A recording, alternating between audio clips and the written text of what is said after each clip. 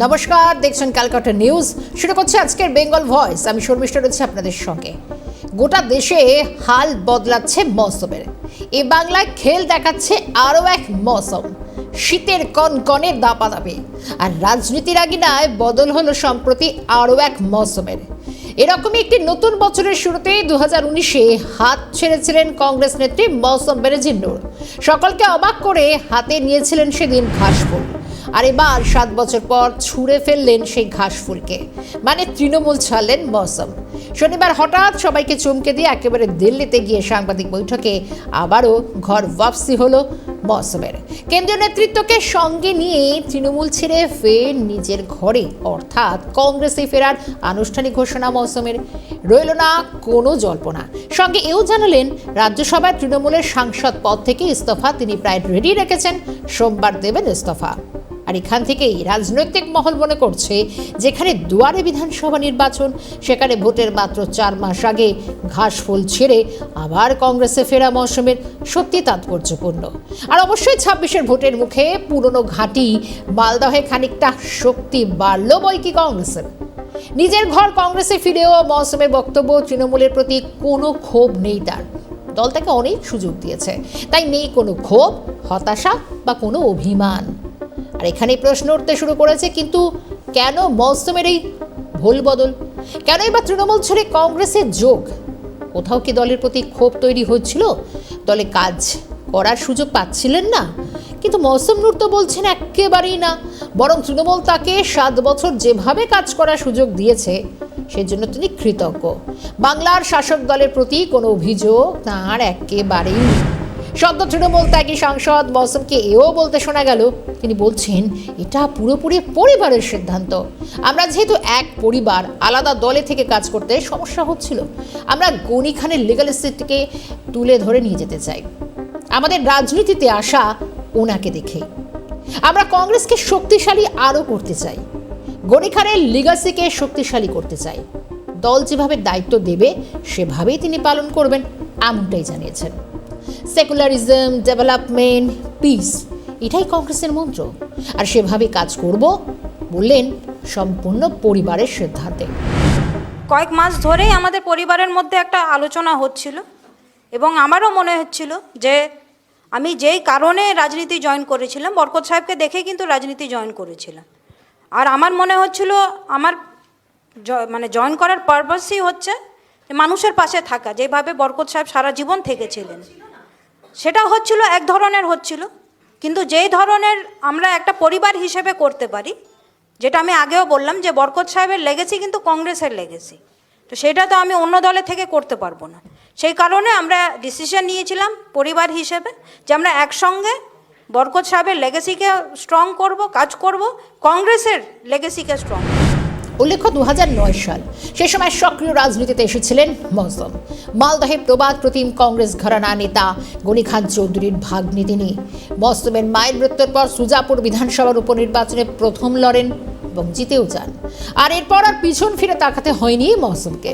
তবে 2019-এর লোকসভা ভোটের সময় তিনি কংগ্রেস ছাড়লেন, যোগ দিলেন তৃণমূলে। এরপর রাজ্যসভার সাংসদ করা হলো মৌসমকে। প্রায় 6 থেকে 7 বছর পর ফের ঘরে ফিরলেন ঘরের মেয়ে। নেপথ্যের সেই পরিবার।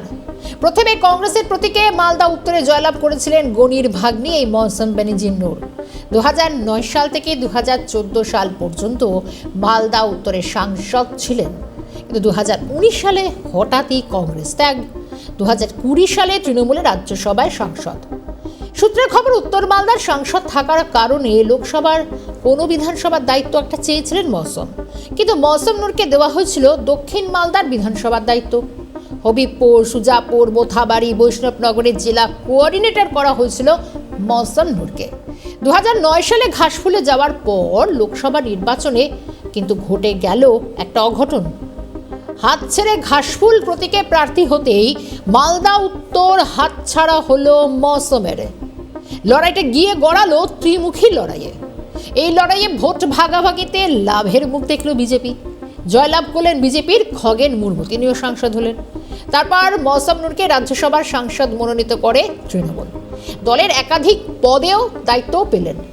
এবার প্রশ্ন উঠতে শুরু করলো, তিনি দলের উপযুক্ত সম্মান পেতেন কি? কিন্তু মৌসম বলছেন কয়েক বছর তৃণমূলে ছিলাম বটে, অনেক সুযোগ দিয়েছে দল কাজ করার, আর সাংসদ হিসেবেও কাজ করার সুযোগটা পেয়েছি, সেজন্য মমতাদিকে ধন্যবাদ জানাতে চাই। কিন্তু আমার দল বদলের সিদ্ধান্তটা সম্পূর্ণ পারিবারিক ক্ষেত্রে, মানে দল ছেড়েও সেই তৃণমূলকে বিদায় বেলায় দিয়ে গেলেন ধন্যবাদ। ভোটের আগেই দল বদল, বা বলা যায় মোহভঙ্গ কেন? এর জবাবে আবার মৌসম বললেন কোনো মোহভঙ্গ নয়, এটা সম্পূর্ণ পরিবারেরই সিদ্ধান্ত। এদিকে মালদহের রাজনীতিতে গনি খান চৌধুরী মিথে পরিণত হয়েছেন। এবারে ভোটে এবং রাজ্যে বিভাজনের রাজনীতি চলছে। প্রশ্নের মুখে তৃণমূলের সেই উন্নয়ন সংগঠনকে মজবুত করতে দরজা খোলা রাখার বার্তা দিলেন প্রদেশ কংগ্রেসের সভাপতি শুভঙ্কর সরকার। কয়েক মাস ধরেই আমাদের পরিবারের মধ্যে একটা আলোচনা হচ্ছিল এবং আমারও মনে হচ্ছিল যে আমি যেই কারণে রাজনীতি জয়েন করেছিলাম, বরকত সাহেবকে দেখে কিন্তু রাজনীতি জয়েন করেছিলাম। আর আমার মনে হচ্ছিল আমার জয়েন করার পারপাসই হচ্ছে যে মানুষের পাশে থাকা, যেভাবে বরকত সাহেব সারা জীবন থেকেছিলেন সেটা হচ্ছিল এক ধরনের হচ্ছিল। কিন্তু যেই ধরনের আমরা একটা পরিবার হিসেবে করতে পারি, যেটা আমি আগেও বললাম যে বরকত সাহেবের লেগেসি কিন্তু কংগ্রেসের লেগেসি, তো সেটা তো আমি অন্য দলে থেকে করতে পারবো না। সেই কারণে আমরা ডিসিশন নিয়েছিলাম পরিবার হিসেবে যে আমরা একসঙ্গে বরকত সাহেবের লেগেসিকে স্ট্রং করব, কাজ করব, কংগ্রেসের লেগেসিকে স্ট্রং করব। যে আজকে যিনি জয়েন করলেন তিনি আমাদের পরিবারের ছিলেন, তিনি পরিবারে ফিরে এলেন। আমি শুধু এটুকুই কথা বলবো, আজকের দিনে যে কঠিন লড়াই বাংলায়,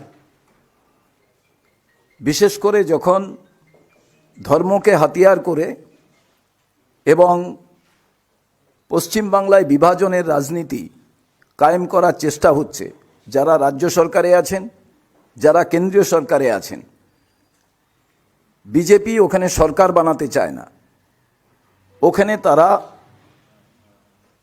এমন একটা অস্থির পরিস্থিতি তৈরি করতে চায়। এবং তৃণমূল পশ্চিমবাংলায় যা করছে সেটা পশ্চিমবাংলার মানুষের জন্য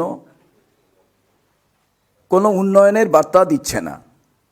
এই পরিস্থিতিতে যুব কংগ্রেস করা লড়াকু নেত্রী বরকত গনি খান চৌধুরীর যে আদর্শ নীতিতে বিশ্বাস করা একজন রাজনীতিবিদ হিসেবে তার কংগ্রেসে আসা নিশ্চিতভাবে শক্তিশালী করবে কংগ্রেস। মালদার কংগ্রেস রাজনীতির ভরকেন্দ্র কোতোয়ালি ভবন। 2019-এর আগে সেখানে ছিল একটি মাত্র গেট, আর সেই গেট দিয়ে যাতায়াত করতেন গনি পরিবারের সদস্যরা। 2019 সালে যখন পালা বদল হলো কিছুটা, মৌসম তৃণমূলে যোগদান করলেন, তখন পরিবারের মধ্যে তৈরি হলো একটা রাজনৈতিক দূরত্ব। সেই সময় কোতোয়ালি ভবনে নিজের যাতায়াতের জন্য মৌসম তৈরি করলেন আরও একটি গেট। এদিকে মৌসম ফের পুরনো দলে ফিরলেন, ওই গেটের কোনো প্রয়োজন নেই এমনটাই মনে করছেন কোতোয়ালি ভবনে দেখাশোনার দায়িত্বে থাকা ব্যক্তিরা। শুনুন কি বলছেন। আত্মা এখন শান্তি পাবে। কেন শান্তি পাবে? কেন কেন নিজের ভাগ্নি হয়ে যে তৃণমূলে গেছে, ওর মনে দুঃখ হতো না? হতো কি না? ওই জন্য সবাই এখন আনন্দই আছে। এখন মনে করে যে হলো তো এখন আনন্দতে সবাই করে। গনি খান সাহেবের আত্মা শান্তি পাবে আজকে? মনে করছে ওর আনন্দ হচ্ছে উপর থেকে বা উপর মহল থেকে, বা আনন্দ করছে যা আমার ভাগ্নি আবার ফিরে আসলো। শিয়রে বিধানসভা নির্বাচন, ভোট যুদ্ধের প্রস্তুতিতে ব্যস্ত সব রাজনৈতিক দল। এই আবহে বঙ্গ কংগ্রেসের চমক। তৃণমূল ছেড়ে মৌসম বেনজির নূরের কংগ্রেসে প্রত্যাবর্তন। দীর্ঘ 6 থেকে 7 বছর পর রাজ্যসভার সাংসদ মৌসুমের ঘরে ফেরা। তার দল বদলের সিদ্ধান্ত নিয়ে ইতিমধ্যে রাজ্য রাজনীতির অন্দরমহলে জোর চর্চা। বিধানসভা ভোটের মুখে মৌসুমের ঘর ওয়াপসি মালদায়ের রাজনীতিতে সুদূর প্রসারী প্রভাব পড়তে পারে বলে মনে করছে রাজনীতির কারবারিরা। মৌসুমের এই ঘর বদল কি কংগ্রেসের মরা গাঙে জোয়ার আনতে পারবে? এটা কি রাজ্যের কংগ্রেসের ঘুরে দাঁড়ানোর ইঙ্গিত? গনি পরিবারকে ঐক্যবদ্ধ করে ফের লড়াইয়ের ময়দানে কংগ্রেস? প্রশ্ন রাজনৈতিক মহলের। শেষ করছি আজকের বেঙ্গল ভয়েস। ভালো থাকবেন।